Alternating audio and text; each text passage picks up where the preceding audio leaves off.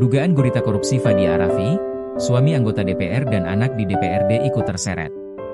Komisi Pemberantasan Korupsi, KPK, resmi menetapkan Bupati Pekalongan, Fadia Arafi, sebagai tersangka dalam kasus dugaan korupsi pengadaan jasa outsourcing dan pengadaan lainnya di lingkungan pemerintah Kabupaten, Pemkab, Pekalongan tahun anggaran 2023-2026.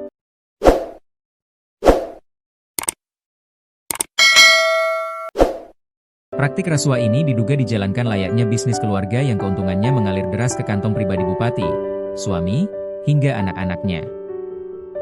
Deputi Penindakan dan Eksekusi KPK, Asep Guntur Rahayu, dalam konferensi pers di Gedung Merah Putih KPK, Jakarta Selatan, Rabu, 4 Maret 2026, membeberkan konstruksi perkara yang berawal dari operasi tangkap tangan, OTT, pada 23 Maret 2026 tersebut. KPK menemukan bahwa Fadia Arafi merupakan penerima manfaat sesungguhnya, beneficial owner, dari PT Raja Nusantara Berjaya, PT RNB. Sebuah perusahaan penyedia jasa yang sengaja didirikan pada 2022 oleh suami dan anak bupati untuk memonopoli proyek di Pemkab Pekalongan. Sepanjang tahun 2023 hingga 2026, terdapat transaksi masuk ke PT RNB senilai 46 miliar rupiah yang bersumber dari kontrak dengan perangkat daerah di Pemkab Pekalongan. Namun, yang digunakan untuk pembayaran gaji pegawai outsourcing hanya sebesar 22 miliar rupiah. Sisa dana tersebut dinikmati dan dibagikan kepada keluarga bupati dengan total mencapai 19 miliar rupiah atau sekitar 40% dari total transaksi, ungkap Asep Guntur Rahayu. Berdasarkan temuan KPK, berikut adalah rincian aliran dana korupsi yang dinikmati oleh Fadia Arafi dan keluarganya. 1. Fadia Arafi, Bupati Pekalongan menikmati 5,5 miliar rupiah. 2. Muhtaruddin Ashraf Abu, suami bupati menikmati 1,1 miliar rupiah. Ashraf saat ini menjabat sebagai anggota DPR RI periode 2024-2029 dari fraksi Partai Golkar yang bertugas di Komisi X di PT RNB. Ia berkedudukan sebagai komisaris. 3. Muhammad Sabik Ashraf, anak bupati menikmati 4,6 miliar rupiah.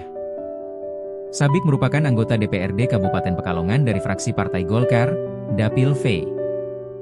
Ia juga pernah menjabat sebagai Direktur PT RNB periode 2022-2024. 4. Mehnasna, anak bupati menikmati 2,5 miliar rupiah. 5. Rul Bayatun, Direktur PT RNB 2024 sekarang orang kepercayaan bupati menikmati 2,3 miliar rupiah. 6. Penarikan tunai lainnya, sebesar 3 miliar rupiah. Asep Guntur menjelaskan bahwa selama menjabat, Fadia melalui anaknya, Sabik dan orang kepercayaannya melakukan intervensi kepada para kepala dinas. Mereka mewajibkan setiap perangkat daerah, mulai dari dinas, kecamatan, hingga RSUD, untuk memenangkan PT RNB atau yang mereka sebut sebagai perusahaan ibu, meskipun terdapat tawaran dari perusahaan lain yang harganya lebih rendah.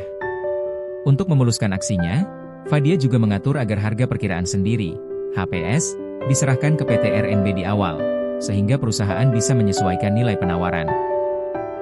Pengelolaan dan distribusi uang hasil korupsi ini diatur langsung Fadia melalui komunikasi di grup WhatsApp bernama Belanja RSUD. Setiap pengambilan uang untuk bupati, staf selalu melaporkan, mendokumentasikan, dan mengirimkannya melalui WhatsApp grup tersebut, kata Asep Guntur.